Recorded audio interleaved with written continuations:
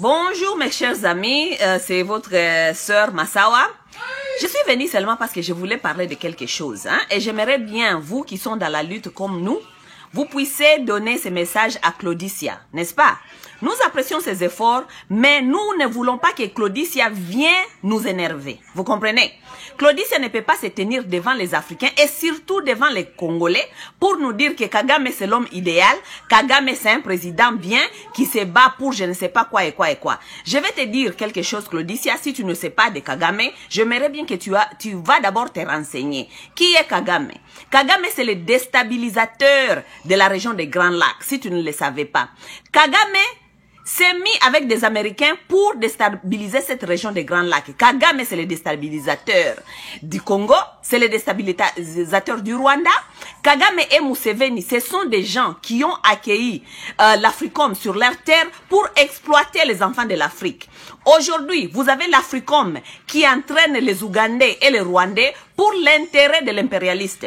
Les Rwandais aujourd'hui se sont mis au travail des impérialistes et ils sont les Rwandais qui sont dans l'armée de Kagame, qui sont dans la Somalie, qui sont en train de faire le travail sale des impérialistes. Donc, le Rwanda s'est mis comme un proxy de la région. Vous comprenez? Donc, Claudicia apprend certaines choses avant de venir nous énerver. Vous comprenez?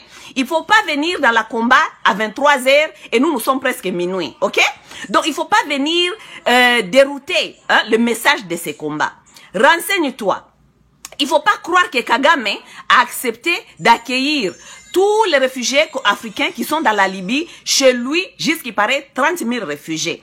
Kagame lui-même, il a des réfugiés rwandais, Hutus, qui sont dans la forêt du Congo, qui sont en train de mourir là-bas. Kagame n'a pas sauvé cette histoire. Claudicia, renseigne-toi. Il ne faut pas venir parler les choses qui vont nous énerver. Tu comprends, mon frère? Lui, il veut accueillir 30 000 réfugiés du Syrie chez lui au Rwanda. Mais c'est pour quoi faire?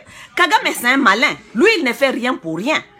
Aujourd'hui, s'il veut accepter ces gens sur sa terre, c'est parce qu'il a d'autres agendas cachés derrière ça.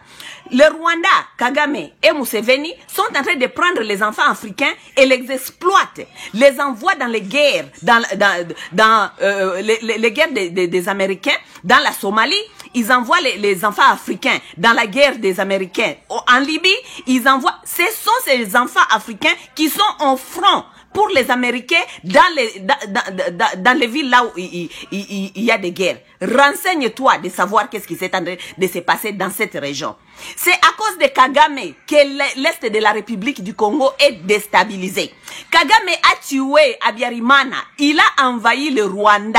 Kagame, c'est la cause du génocide, mon frère, si tu ne le savais pas. Kagame a envahi le Rwanda avec son groupe de rebelles qui venaient de l'Ouganda.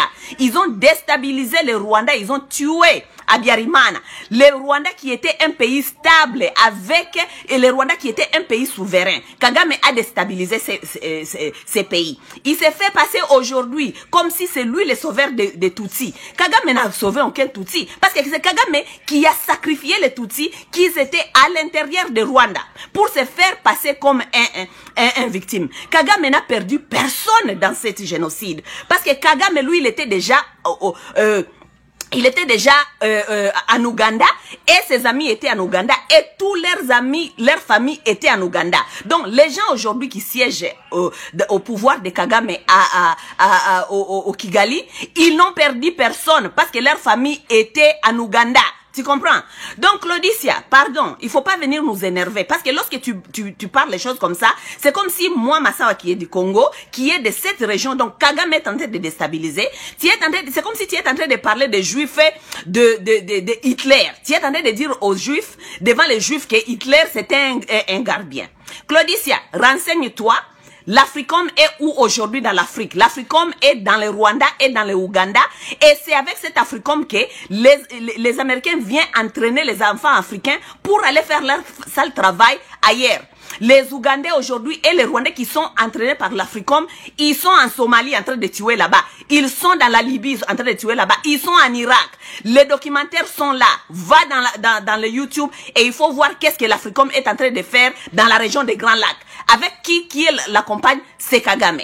Donc arrête de nous énerver. Si tu veux parler de Kagame, apprends en plus de Kagame. Bye.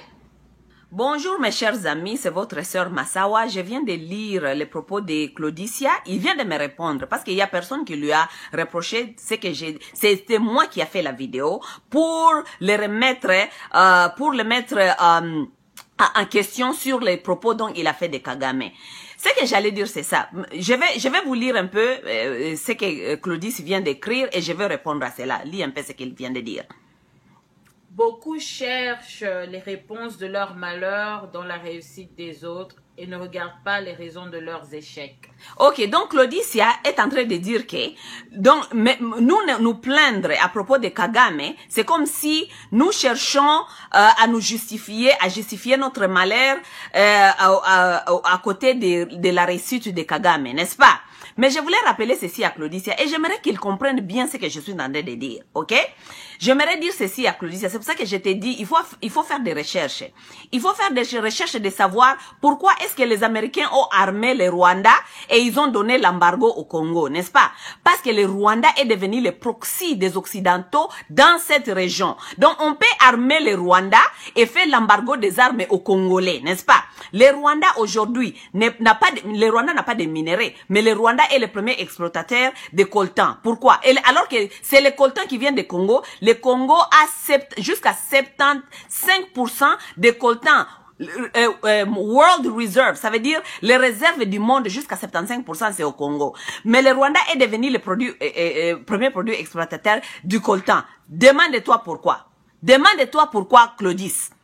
Parce que le Rwanda a accepté de jouer les jeux de l'impérialiste dans la région des Grands Lacs. Il faut pas seulement dire les choses pour se chercher à les dire, Claudicia. Ce que je suis en train de te dire, c'est quoi? Il faut faire une très, très grande différence entre être un panafricain et être un fanatique, ok?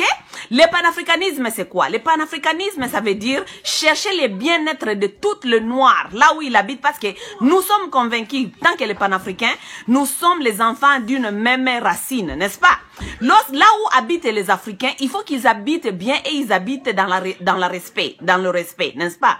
Mais lorsqu'un noir, un Africain est utilisé pour les biens de l'impérialiste, pour tuer ses propres frères, c'est là où nous venons nous mettre debout. Nous allons pas accepter que toi, tu nous dis que tu fais le fanatisme du Kagame, tu fais le fanatisme du Rwanda pour chercher à nous faire croire que c'est parce que le Congo a échoué et que le Rwanda est devenu successful, que les Congolais sont devenus des aigris. Non, non, non, pas du tout.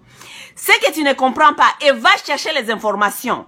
Les Américains, les impérialistes ont fait un embargo au Congo de ne plus acheter des armes pendant plusieurs années pour ne pas se défendre. Les impérialistes et Kagame ont créé le chaos dans les régions des Grands Lacs. Ils ont créé des milices, ils ont créé des groupes de rebelles, ils ont créé tout cela. Et les Congos n'étaient pas capables de se défendre parce que les Congos avaient les embargos, ils ne pouvaient pas acheter des armes.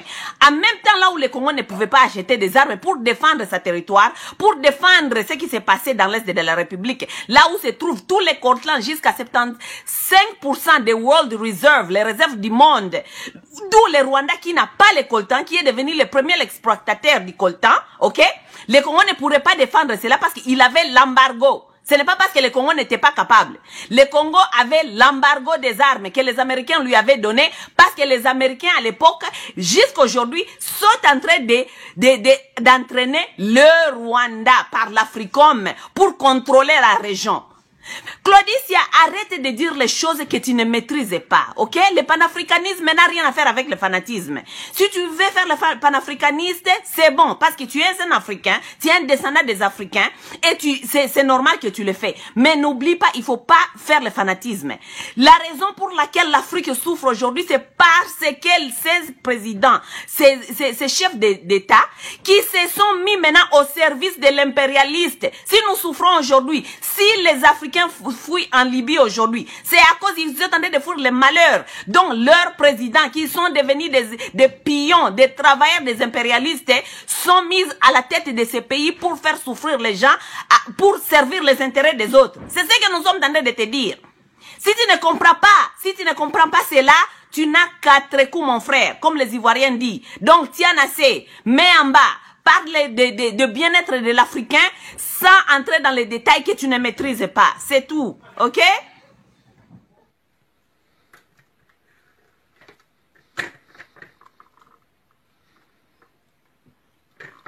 Coucou les amis.